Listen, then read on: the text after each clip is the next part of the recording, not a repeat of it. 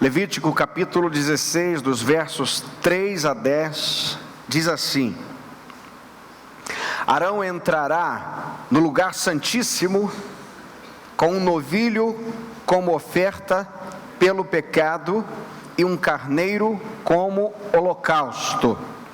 Vestirá a túnica sagrada de linho e por baixo usará os calções de linho. E prenderá o cinto de linho e porá a mitra de linho sobre a cabeça. Essas são as suas vestes sagradas. Por isso, banhará seu corpo com água para vesti-las. Da comunidade dos israelitas, pegará 2 bodes para a oferta pelo pecado e um carneiro para o holocausto. Arão oferecerá o novilho da oferta pelo pecado em favor de si mesmo, fazendo a expiação por si próprio e por sua casa. Também pegará os 2 bodes e os colocará diante do Senhor, na entrada da tenda da revelação. E Arão lançará sorte sobre os 2 bodes, um para o Senhor e a outra para Azazel. Então apresentará o bode sobre o qual cair a sorte pelo Senhor e oferecerá como oferta pelo pecado. Mas o bode sobre o qual cair a sorte por Azazel será apresentado vivo diante do Senhor para fazer expiação com ele, a fim de enviá-lo para Azazel no deserto. Amém? Pai, pedimos que o Teu Espírito derrame compreensão da Tua palavra nessa noite, em nome de Jesus. Amém, Senhor. Já falamos sobre esse texto, que ele é um capítulo onde há um clímax da história dos sacrifícios no Antigo Testamento. Você deve saber que no Antigo Testamento, as pessoas pediam perdão a Deus por meio de sacrifícios de animais, na Antiga Aliança. Hoje estamos na Nova Aliança, mas na Antiga Aliança, as pessoas iam ao templo, as pessoas levavam as suas ofertas, e esse dia aqui de Levítico capítulo 16, é o dia mais importante para o povo judeu na Antiga Aliança, porque é o dia da expiação nacional. É o dia quando todo o povo se reunia para pedir perdão a Deus, perdão dos pecados.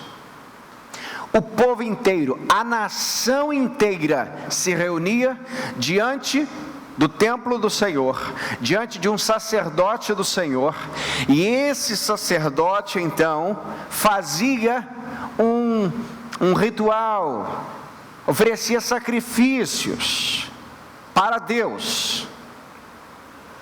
E por mais estranho que isso possa parecer na nossa cultura, era assim que acontecia.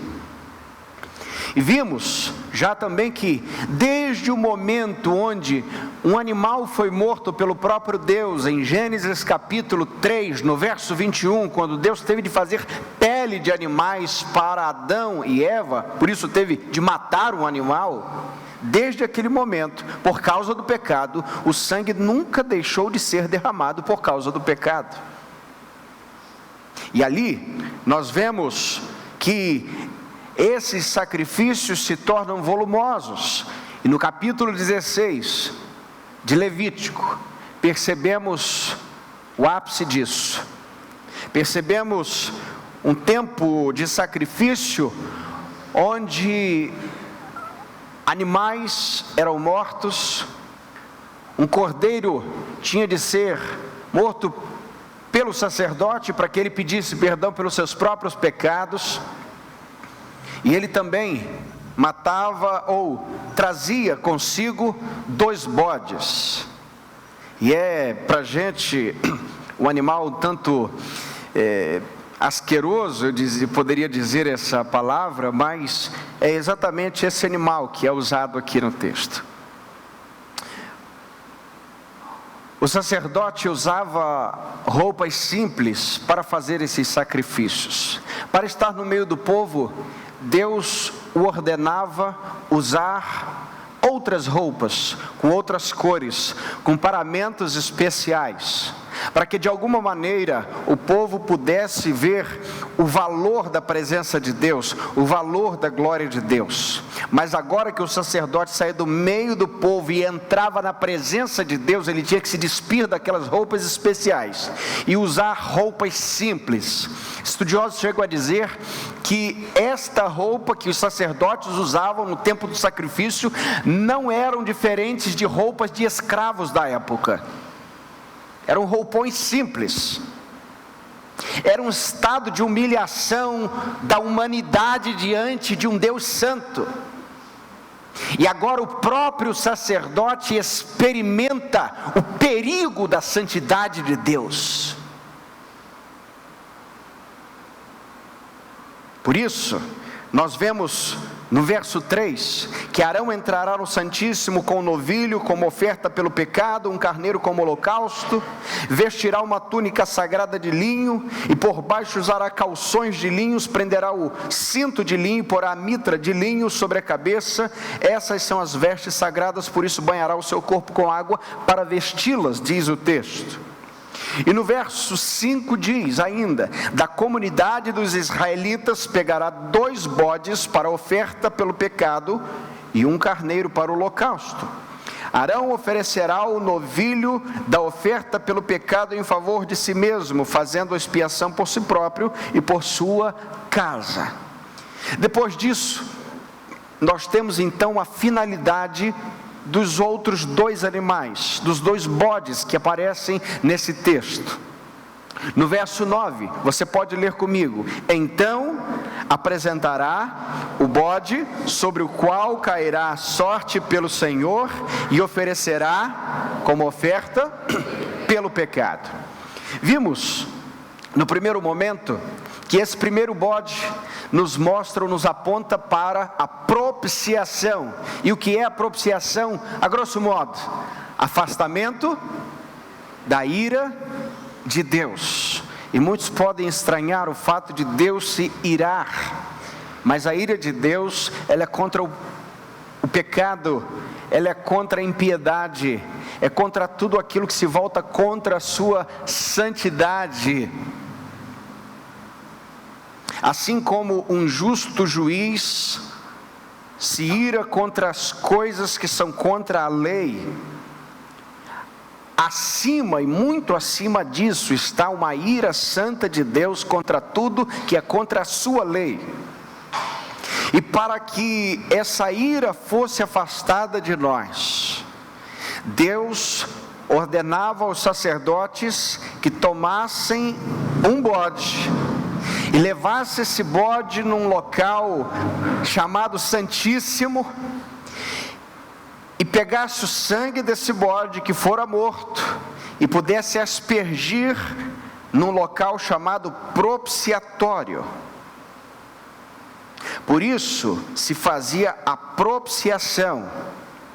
E vimos que na prática a propiciação é o ato de Deus se tornar propício a nós, de Deus tomar pecadores, filhos da ira, como diz Efésios capítulo 2, e através desse sacrifício, que vamos ver para onde ele aponta daqui a pouco, fazer com que pecadores pudessem ver que Deus estava propício a eles.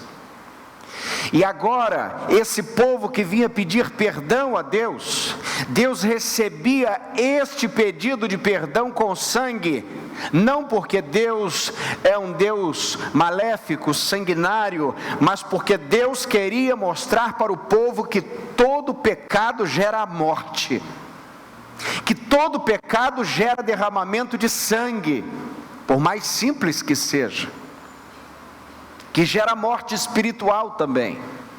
E por mais simples que possa parecer o seu pecado, se você não o deixa, ele te levará para o inferno.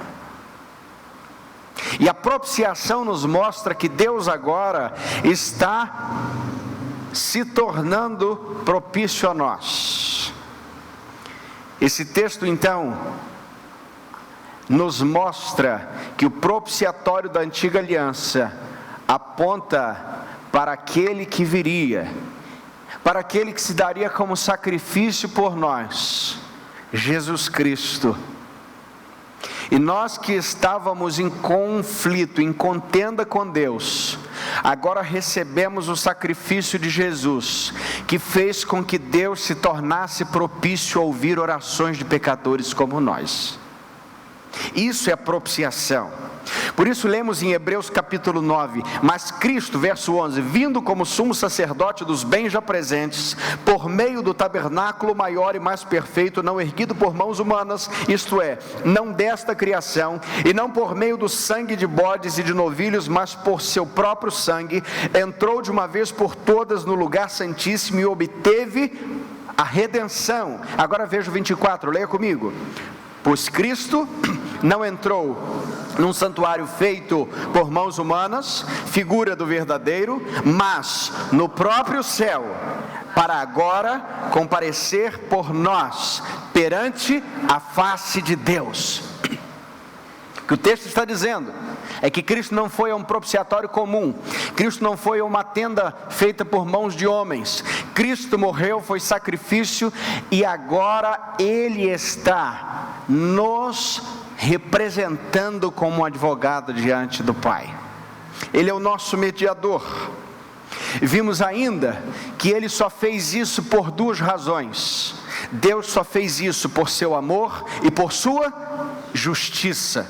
O texto de 1 João capítulo 4, no verso 9 e no verso 10 diz assim: o amor de Deus para conosco manifestou-se no fato de Deus ter enviado o seu Filho unigênito ao mundo para que vivamos por meio dele. Significa que nós estávamos mortos. Agora leia comigo o verso 10. Nisto está o amor. Juntos. Não fomos nós que amamos a Deus, mas foi Ele quem nos amou e enviou o seu Filho como propiciação pelos nossos pecados. Por que Deus fez a propiciação? Por causa de seu amor.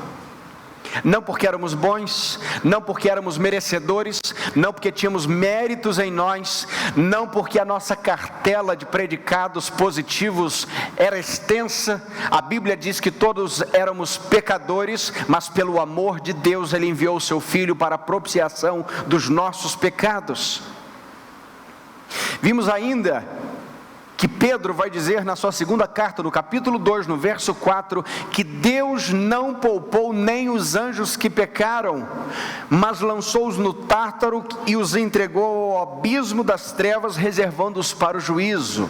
Veja, Deus toma anjos que pecam, anjos que caem e os confina ao Tártaro para o dia do juízo.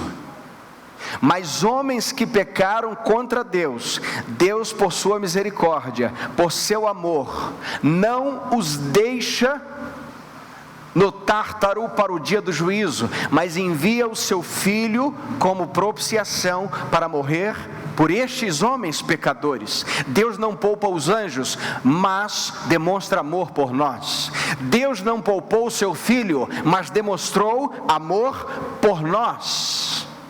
Nós deveríamos, como se o salário do pecado é morte, estar todos juntos na base da condenação, porque a Bíblia diz em Romanos 3:23 que todos pecaram e destituídos estão da glória de Deus. Mas o que diz o verso 24 e o verso 25? Leia comigo. Sendo justificados gratuitamente por sua graça, por meio da redenção que há em Cristo Jesus, a quem Deus ofereceu como sacrifício propiciatório, por meio da fé, pelo seu sangue, para a demonstração da sua justiça.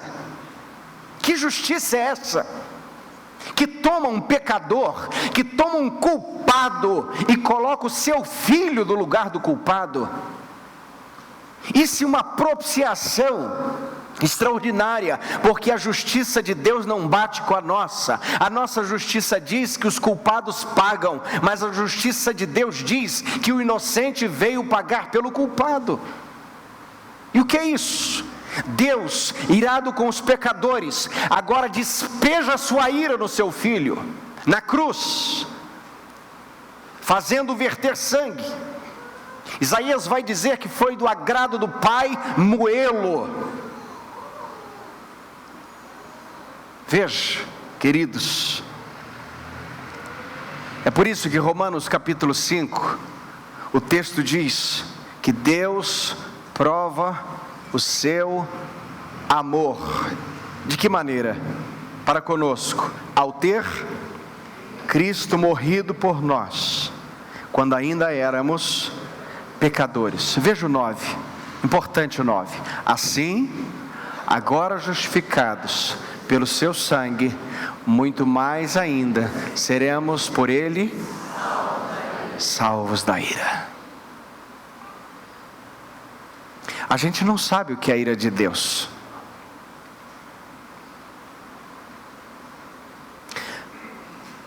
Porque já há muitos anos, nas igrejas chamadas cristãs, a ira de Deus tem sido subtraída do seu caráter na pregação. Simplificam a pregação sobre Deus com frases do tipo: Jesus te ama, ou Ele vai dar uma melhora na sua vida. Mas faz parte do caráter de Deus que Ele se ire contra toda impiedade, porque Ele é santo. Mas a Bíblia diz que Jesus nos justificou exatamente para sermos salvos por Ele da ira, do dia da ira. E aí chegava o grande dia da expiação nacional, conforme vemos aqui em Levítico, e o sacerdote entrava. E qual era a expectativa do povo? Saber se o sacerdote ia sair vivo, porque o sacerdote podia morrer. Se o Senhor não aceitasse o sacrifício dele, se ele tivesse ali de alguma maneira indevida, fora dos padrões que o Senhor havia determinado. E um grande alívio era para o povo quando o sacerdote saía. Significava o quê? Que Deus perdoou os pecados do sacerdote, mas também aceitou o sacrifício pelos pecados do povo. Então havia uma alegria generalizada. O povo ficava na porta, certamente. E aí, a gente fica pensando que Jesus se fez sacerdote, mas também se fez sacrifício. E o povo rodeou a cruz. E talvez diferente do que muitos esperavam ou pensavam, Jesus desce morto da cruz. E aí os discípulos fogem. Os discípulos estão em arrevoada. E agora como será? Eles estão escondidos. Ele não sai vivo da cruz. Mas ao terceiro dia, na manhã de domingo, o sumo sacerdote vence a morte e aparece vivo, porque o Pai aceitou o sacrifício por nós. Ninguém esperava. Todos foram ver um túmulo com um corpo, mas chegaram lá e toparam com um túmulo vazio, porque Jesus não estava mais lá. O sacrifício perfeito, puro, santo, foi agradável ao Pai, e a ira do Pai foi aplacada contra nós. A que estava contra nós foi aplacada. Temos então a visão da propiciação neste primeiro bode. Mas temos um problema, ou há um problema para muitos no segundo bode. Quem é esse segundo bode, ou para onde ele aponta? Esse segundo bode nos aponta para a expiação. E o que é a expiação? é levar para longe os pecados. Vamos juntos? Expiação, levar para longe os pecados. Ou cancelar os pecados. O texto diz, verso 10: mas o bode sobre o qual cair a sorte para Azazel será apresentado vivo diante do Senhor para fazer expiação com ele, a fim de enviá-lo para Azazel no deserto. E aqui em algumas traduções diz bode emissário ou bode expiatório. Por isso nós temos aí uma expressão tão corriqueira que aquele que cumpre uma culpa que não é dele saiu como bode expiatório. Alguns vão dizer, queridos, que esse bode não é Jesus, ou não aponta para Jesus. Alguns vão dizer que é Satanás. E aí a gente tem um problema, porque se nós olharmos para o texto e dissermos que é Satanás, porque quem diz isso, diz que no final os pecados de todo mundo serão lançados sobre Satanás. Ele levará sobre ele os pecados. O que acontece é que há um problema que, se essa for a interpretação, isso fará de Satanás um co-redentor, um co-salvador, porque Jesus pagou um pouco, mas ele também pagou um pouco. Então os dois seriam senhores sobre nós, os dois seriam donos sobre nós. Compreendemos que os dois bodes apontam para a realidade de Cristo. O primeiro aponta para a propiciação e o segundo aponta para a expiação. Porque veja, olha o verso 5, leia comigo: da comunidade dos israelitas pegará 2 bodes para quê? Para a oferta do pecado. Será que Satanás poderia ser um bode para a oferta do pecado? Será que foi do agrado de Deus moer o seu filho ou o inimigo? E um carneiro para o holocausto, diz o texto. Veja o verso 10 mais uma vez, por isso relemos: mas o bode sobre o qual cair a sorte para Azazel será apresentado vivo diante do Senhor para fazer expiação com ele, a fim de enviá-lo para Azazel no deserto. Alguns especulam dizendo que Azazel é um tipo de demônio dos desertos, seja o que for. O mais acertado é dizer que Azazel seja um local do deserto, ou seja, o próprio deserto. Aquele bode era enviado para o deserto. Ele era enviado para uma terra distante. O sacerdote, depois de matar o primeiro bode, colocava as 2 mãos sobre a cabeça do segundo bode e confessava os pecados de toda a nação e o seu também. Confessava os pecados daqueles que estavam pedindo perdão. E quando eram confessados os pecados, aquele bode era levado para o deserto, era levado, como diz o texto, para Azazel. E aí, da mesma maneira que no primeiro ato percebemos a propiciação, no segundo ato nós percebemos a expiação. Por que isso, queridos? Porque Deus não só perdoa os nossos pecados, mas Deus também leva sobre o seu Filho os nossos pecados. Isaías capítulo 53, verso 6 diz assim: todos nós andávamos desgarrados como ovelhas, cada um se desviava pelo seu caminho. Agora juntos: mas o Senhor fez cair a maldade de todos nós sobre ele. Mas por que isso? João Batista já dizia, lá em João capítulo 1, verso 29, eis o Cordeiro de Deus que tira o pecado do mundo, ou que leva o pecado do mundo.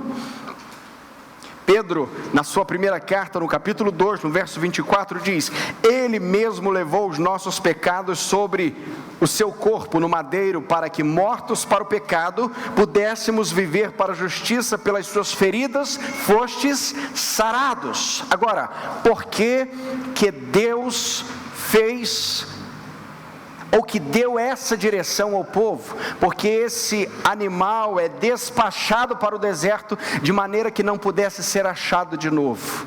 Alguns historiadores chegam a dizer que esse poderia ser um ritual comum, onde o bode era lançado de despenhadeiro abaixo para que ninguém pudesse achá-lo, mas nós não temos certeza disso. O importante é que esse animal levava a confissão do povo para longe. No Salmo 103, no verso 12, o texto diz assim: como o Oriente se distancia do Ocidente, assim Ele afasta de nós as nossas transgressões. O que acontece nesse segundo ponto é que vemos que Cristo não só perdoa os nossos pecados, mas afasta de nós as transgressões. Ele não diz assim, está absolvido somente. Ele diz, está absolvido e a sua ficha sumiu. Entende a linguagem? Não consta mais nada. Porque Paulo, escrevendo lá aos Colossenses, vai dizer que a dívida que constava contra nós, agora ela foi gravada na cruz. Por isso não consta mais. E os pecados que nós estávamos afundados nele, Cristo não só perdoa, mas leva para longe, assim como o Oriente está distante do Ocidente. E é bom que a gente entenda que no tempo antigo, onde esse texto foi escrito, isso era uma distância infinita. Porque hoje nós temos uma cartografia, o estudo dos mapas de forma muito exata, nós temos satélites, nós temos tantas coisas, enfim. Na época, o Oriente e o Ocidente era a maior distância, vamos dizer assim, uma das maiores distâncias que se podia dizer. Por isso o salmista vai dizer que assim como o Oriente está distante do Ocidente, Deus afasta de nós as nossas transgressões. O que significa que quando Deus nos perdoa, Ele nos perdoa mesmo. Vou repetir. O que significa que quando Deus nos perdoa, Ele nos perdoa mesmo. As pessoas perdoam e por vezes são tentadas a relembrar de algum fato que já passou, não é verdade? Porque a nossa mente é fraca e quem dera sofrêssemos de amnésia das ofensas. E por isso, há aí uma luta, claro, contra tudo aquilo que deseja voltar à mente, para tirar a paz, para levantar aquilo que já deveria ter sido sepultado. Mas com Deus não é assim. Nós vemos como Deus trata o nosso pecado. Vimos, meus irmãos, na vida de Ezequias, na época que Deus disse a Ezequias, você vai arrumar a sua casa, põe em ordem a tua casa, porque você vai morrer. E Ezequias vira para o lado, ora, chora diante do Senhor, e depois Deus envia o profeta Isaías para dizer que ele não morreria naquele momento, e Deus o cura da enfermidade. E na oração de Ezequias, Ezequias diz assim: Senhor, porque lançaste todos os meus pecados para trás de ti. Entende a linguagem? Para trás de ti. Senhor, para ti os meus pecados são esquecidos. O Senhor não me trata conforme as minhas iniquidades. O Senhor é um Deus bondoso. E é por isso que lá na frente, certamente diante disso, o próprio Isaías escreve no capítulo 45, no verso 25, da parte de Deus. Isaías capítulo 43, verso 25. Leia comigo, o Senhor dizendo: Eu mesmo sou o que apago as tuas transgressões, por amor de mim, não me lembro dos teus pecados. Aleluia. O que é isso? Não me lembro dos seus pecados. Pecamos ontem. Deus não se esquece do dia que fez Adão. Deus não se esquece do dia que criou os céus. Deus não se esquece da eternidade passada. E a Bíblia diz que Ele não se lembra dos nossos pecados. Um Deus que sofre de amnésia? De maneira alguma. Deus é tão Deus que é capaz de se lembrar de qualquer coisa e não trazer à memória aquilo que não deseja trazer. Porque se tem algo que Deus sepulta, é o pecado do arrependido, é o pecado daquele que entregou a sua vida a Cristo, é o pecado daquele que sabe que é pó e que se não for a graça de Deus está perdido, mas porque pediu através de Cristo Jesus perdão e misericórdia a Deus, ele tem os pecados não só perdoados, mas cancelados pelo poder do sangue de Cristo. Deus leva para longe os pecados. Deus não se lembra dos nossos pecados. E aí, faz todo sentido trazer à memória Romanos capítulo 8, verso 1. Portanto, agora já não há condenação para os que estão em Cristo Jesus. O que é isso? Significa que aquele que entrega a sua vida a Cristo, aquele que é alvo do sacrifício de Jesus, aquele que recebeu a propiciação pelos seus pecados, agora também recebe a expiação dos seus pecados. E quando o acusador, o inimigo, Satanás, vai tentar puxar a tua ficha para acusá-lo, ela não existe mais, porque ela foi apagada pelo sangue do Cordeiro. Veja, não há mais condenação para aqueles que estão em Cristo Jesus.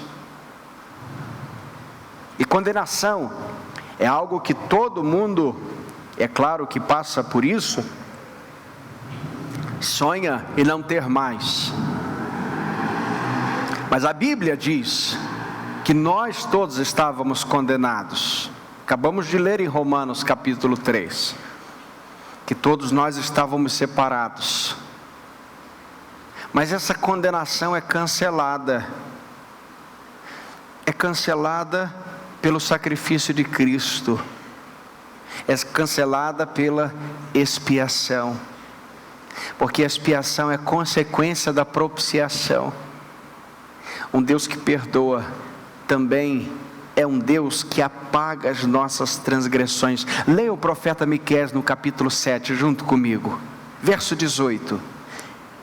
Quem é Deus semelhante a ti, que perdoas a maldade e te esqueces da transgressão do remanescente da tua herança? O Senhor não retém sua ira para sempre, porque Ele tem prazer na misericórdia.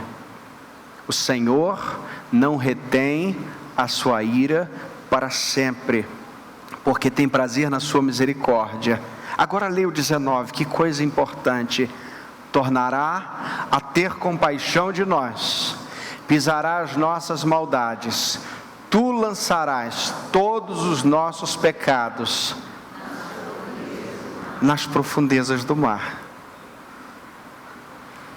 Gosto muito disso,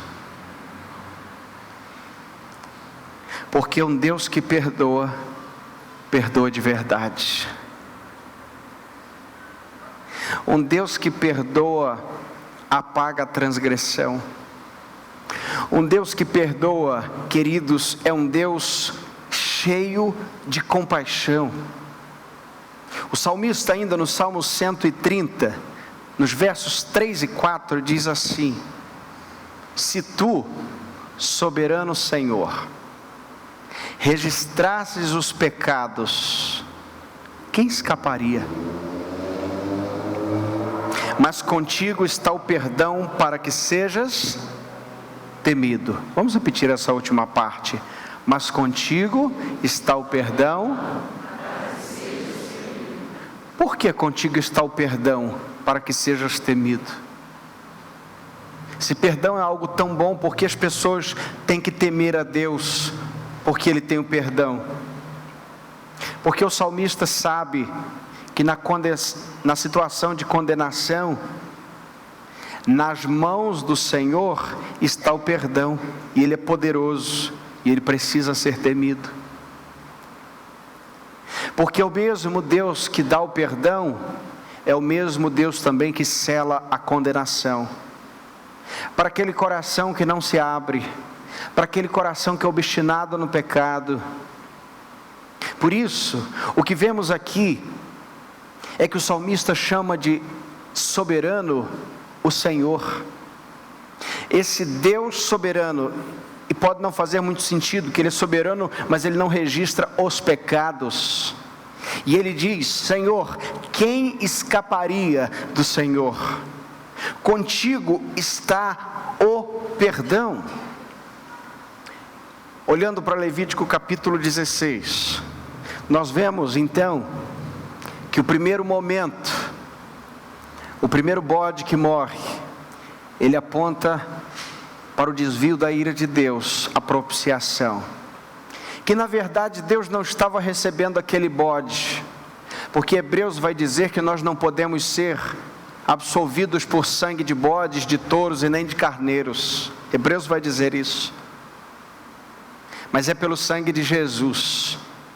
Não foi pelo animal, mas por aquilo que ele representava, por aquilo que ele apontava já para Jesus.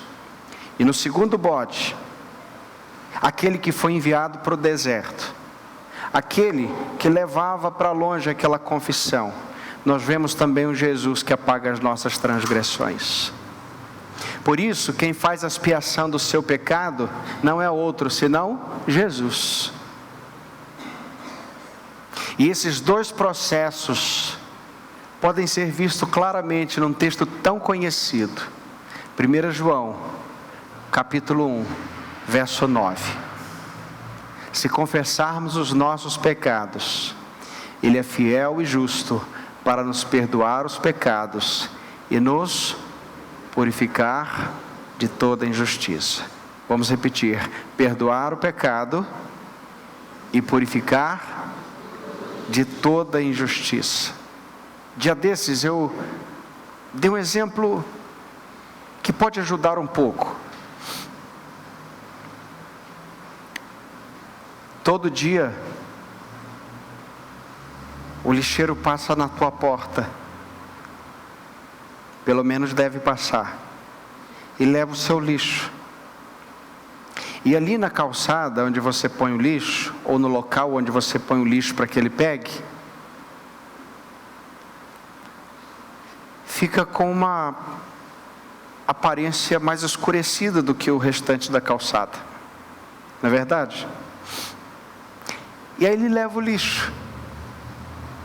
Ele leva o lixo, mas você sabe que pelo fato dele ter levado o lixo, não significa que você pode sentar naquele lugar onde a calçada está escura. Por quê? Porque o lixo não está ali, mas o cheiro está. O lixo não está ali, mas a contaminação do lixo está ali. Mais ou menos, o que poderíamos dizer é que Jesus não só leva o lixo embora, mas Ele lava a calçada também. Ele não só perdoa o pecado, mas purifica de toda injustiça. Ele não só te perdoa o pecado, mas tira o cheiro do mundo da sua vida. Ele não só perdoa o teu pecado e não só tira você das trevas, mas vai dissipando as trevas de dentro do teu ser, todo dia, todo dia, todo dia. Porque quando a luz de Cristo vai entrando, não há como as trevas permanecerem. O mundo amou mais as trevas do que a luz. Mas aquele que recebe a luz de Cristo, queridos, aqueles que recebem o perdão de Jesus, recebem também a purificação de toda a sua injustiça. Não só recebeu o fato de ter um Deus propício a ele, mas recebeu também o fato de ter um Deus que não se lembra dos pecados dele. Porque Deus poderia dizer: muito bem, pode entrar, está propício para que entre, mas eu sei o que você fez dia desses, eu sei quem você era, então muito cuidado. Não, Deus apaga as nossas transgressões. Pastor, então significa que quando nós recebemos a Cristo a gente não peca de novo? Não é isso. Mas a Bíblia diz que aquele que já recebeu a Cristo não vive habitualmente pecando, e que o pecado agora é um acidente pelos resquícios de Adão que ainda há em nós. Por isso Paulo, em Romanos capítulo 7, verso 24, diz: desgraçado homem que sou, quem me livrará do corpo desta morte? Que luta que eu tenho com a minha velha natureza ainda. Mas é exatamente no verso anterior, no capítulo posterior, no verso que se segue, Romanos 8:1, que ele diz: agora portanto não há condenação para aqueles que estão em Cristo Jesus. Eis o contraste. O Filho de Deus até peca, mas ele não ama mais o pecado, ele ama Cristo. Ele não ama mais o lixo do mundo, ele ama a santidade de Jesus. E ainda que ele não seja perfeito, o Senhor tem o aperfeiçoado, porque o Espírito do Senhor Jesus vai nos aperfeiçoando até aquele grande dia. Pode ser que você tenha entrado aqui, querido, querida, queridos ouvintes, cheio de condenação, cheio de culpa, cheio de coisa na cabeça, do tipo: Deus não me perdoa, ou como é que eu vou me acertar com Deus? Só há um jeito do homem se acertar com Deus: o sangue de Jesus Cristo nos purifica de todo pecado. O coração se abre, Deus abre o coração, então entra a salvação.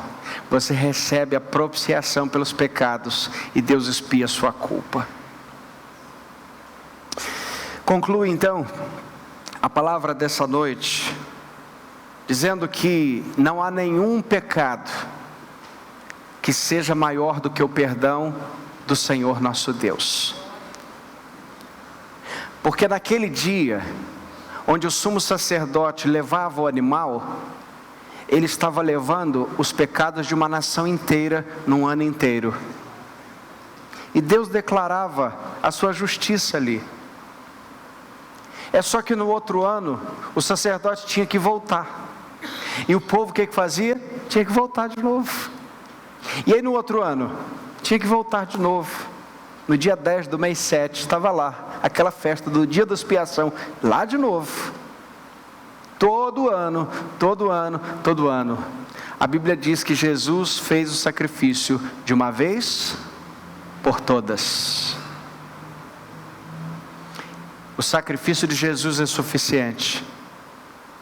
Por isso, para ser perdoado do seu pecado, você não precisa pagar carnê de qualquer campanha, de qualquer lugar que se chame igreja nessa vida. Você precisa do sangue de Jesus. Você não precisa pertencer à nação dos 318, dos 480, dos 520. Você precisa do sangue de Jesus sobre a sua vida. Você não precisa da rosa ungida, disso, daquilo. Você precisa da rosa de Saron, Jesus. O que é necessário? Um coração arrependido, um coração contrito, Deus não desprezará. Por isso, o fechamento dessa mensagem hoje é o fechamento que diz: arrependei-vos, arrependei-vos de vossos pecados, arrependei-vos e crede no Evangelho. Porque o grande problema do pecador é que acha que ele pode pecar à vontade, ele nunca vai ser descoberto. Pode ser que você peque até o fim da sua vida sem ninguém descobrir aqui, mas um dia você vai dar de frente com o Santo dos Santos, com Jesus, com o Santo, Santo, Santo, e Ele sabe como está teu coração. E muita gente diz assim: mas o dia do juízo vai demorar tanto, porque isso já tem tanto tempo e o juízo nunca aconteceu. Acontece, querido, que eu não sei quantos anos de vida você tem, mas é só o que você vai esperar para ver o juízo de Deus se concluir na sua vida. Não mais do que isso. E quem já passou dos 30, 40 já sabe que já passou do meio da vida, e que vai ter que ter muita graça para chegar muito além disso. E que ainda que você seja um jovem, seja novo, isso não lhe garante que você não veja o juízo antes do previsto. E essa palavra é uma palavra não para que o teu coração saia daqui amedrontado, mas para que você saia confiado no amor de Jesus, sabendo que Jesus perdoa pecados. Não é o diabo que lança a gente no inferno.